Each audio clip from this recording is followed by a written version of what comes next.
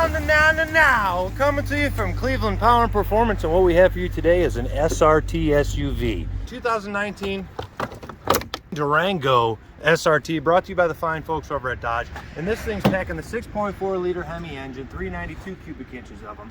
You know, and in this thing, it's a tank, because it's built strong by Dodge, and it is a rebuildable vehicle, or also possibly to use as a donor for your old Grand Wagoneer or that classic Cherokee or whatever you got going on up there that you could build with this. She's a little rough around the edges, literally and figuratively, but also let's see what we have going on the inside.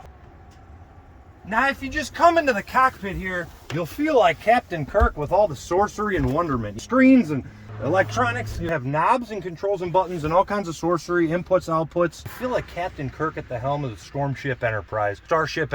It's so big, you have so much cabin space, you could just drive around the neighborhood over here. Feel like Mr. Ice Cream Man as you're handing out all the ice cream sandwiches, because there's no limit to the fun you can have here in this Durango SRT SUV.